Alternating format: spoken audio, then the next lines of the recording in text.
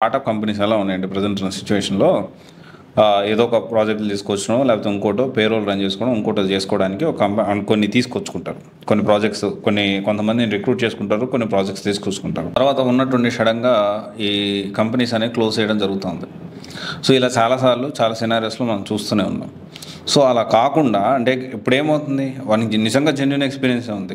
Company మారినప్పుడు first అంటే ఆ కంపెనీ నుంచి బయటకు వచ్చి ఎగ్జాంపుల్ ఒక ఎక్స్ అనే కంపెనీలో జాయిన్ అయిన తర్వాత ఆ కంపెనీ నుంచి ఒక 1 year తర్వాత బయటకు వచ్చాడు.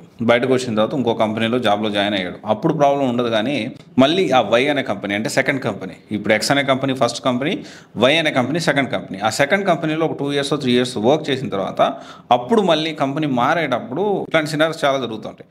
జెడ్ అనే కంపెనీకి అంటే థర్డ్ కంపెనీకి మారేటప్పుడు ఎప్పుడు ఫస్ట్ 1 year ఎక్స్ అనే కంపెనీలో 1 year పనిచేశాడు, దాని నుంచి జెన్యూన్గా పనిచేశాడు, జెన్యూన్ ఎక్స్పీరియన్స్ వచ్చింది, జెన్యూన్ డాక్యుమెంట్స్ కూడా ఉన్నాయి. ఆ ఎక్స్ అనే company first company documents base చేసుకొని సెకండ్ కంపెనీలో ఆ ఎక్స్పీరియన్స్ బేస్ చేసుకొని సెకండ్ కంపెనీలో వై అనే కంపెనీలో 2 years చేశాడు.